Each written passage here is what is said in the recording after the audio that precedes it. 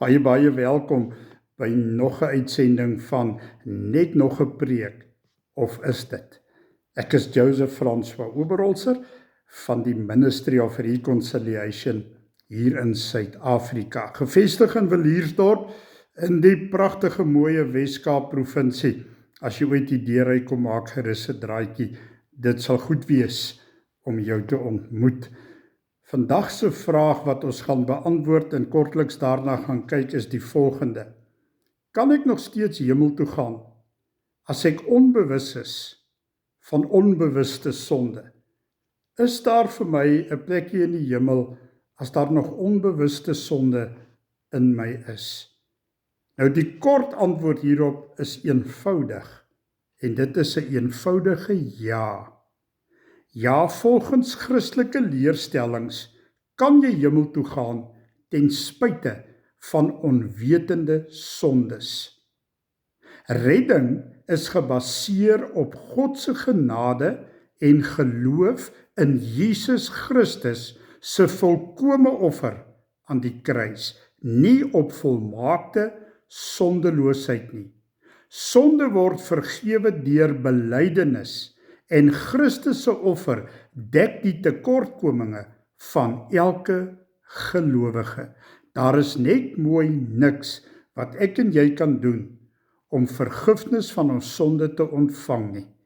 Net belydenis in Christus bring vir ons volkome bevryding en vergifnis van al ons sondes. Ons moet daardie sondes bely. Ons moet vir die Here sê en erken, ek is 'n sondaar, ek het gesondig, ek is jammer, Here, vergewe my. En jy sal vergifnis ontvang op grond van dit wat Jesus vir my en vir jou daar aan die kruis gedoen het. Daartoe hy gesê het, dit is volbring. Johannes 19 vers 30, ja, dis die regte versie, Johannes 19 vers 30, dit is volbring. Daar het vergifnis ingetree. Daar het Jesus gesê, mos aan die kruis, Vader, vergeef hulle, want hulle weet nie wat hulle doen nie. Ek en jy was in sy gedagtes toe hy hierdie gebed tot Abba Vader gerig het. Vader, vergeef vir Joseph François Oberholzer, want hy weet nie wat hy doen nie. My Here en my God. Hier is die sleutelpunte, gebaseer op dit wat ons nou net vir mekaar gesê het. Genade en nie werke nie. Die hemel kan nie deur eie werke verdien word nie. Dit is 'n geskenk van God. Ons lees dit raak in Efesiërs 2 en ons lees dan ook daar vers 8 tot 9. Hoor gou hier. Want uit genade is julle verlos deur geloof. En juist dit kom nie uit julle self nie. Dit is die gawe van God. En in die oorspronklike Grieks word dit vertaal, die gawe van God. Dit is 'n geskenk van God.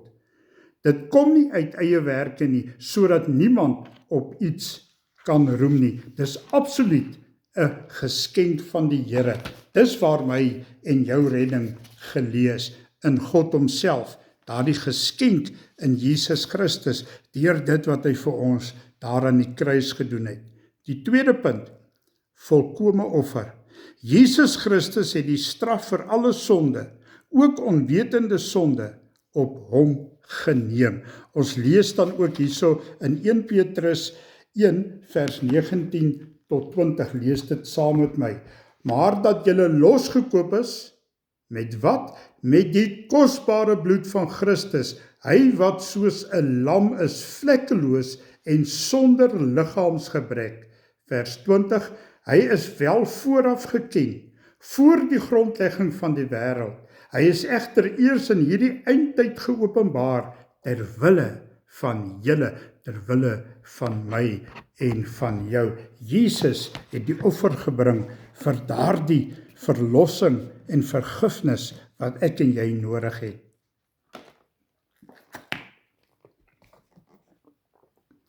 Die derde punt. Wanneer onwetende sonde aan die lig kom, kan dit bely word en moet dit bely word om vergifnis en reiniging te ontvang. 1 Johannes 1 vers 9. Ons lees dit saam. As ons sondes bely. Nou wat beteken bely? Dis daar waar jy voor die Here gaan erken dat jy 'n sondaar is. Sê vir God, Here, ek is 'n sondaar. Ek het gesondig teenoor U. Ek het my verlosser nodig. Ek het Jesus nodig. Vader, vergewe my al my sondes. As ons sondes bely, wanneer jy dit bely hoor, dan sê die woord van die Here, God sê dit homself, hy is getrou en regverdig. Die Here is getrou en regverdig en daarom sal hy ons sondes vergeef en ons van alle kwaad reinig. Kan jy jouself voorstel hoe God ons reinig? Reiniging deur bloed, die bloed van die lam, 'n perfekte lam, Jesus Christus.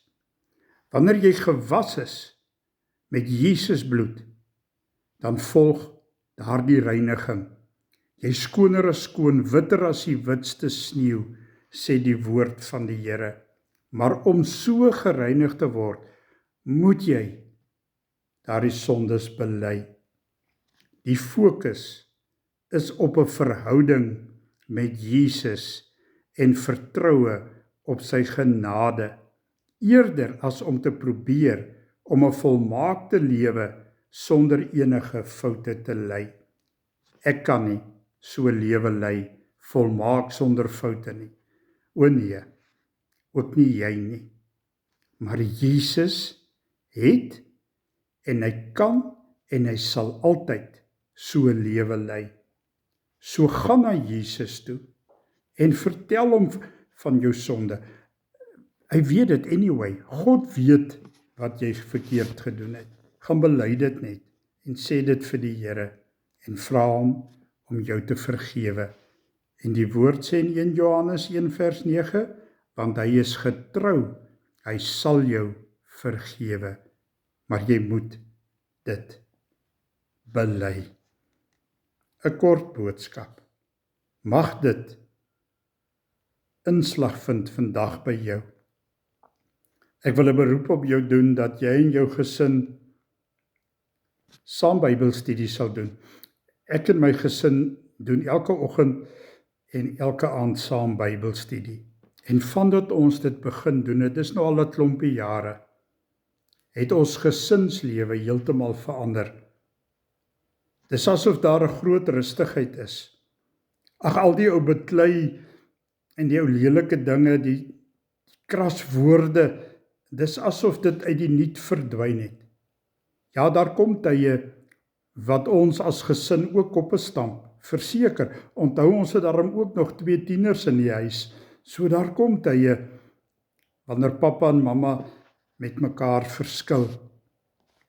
Maar ons kan dit in die naam van Jesus gaan uitklaar en vrede met mekaar vind, saam met ons kinders. Want kyk, vir God is 'n gesin baie, baie, baie belangrik. Jy en jou gesin is vir die Here baie belangrik. Hy is so lief vir julle. Nooi hom in jou gesin in.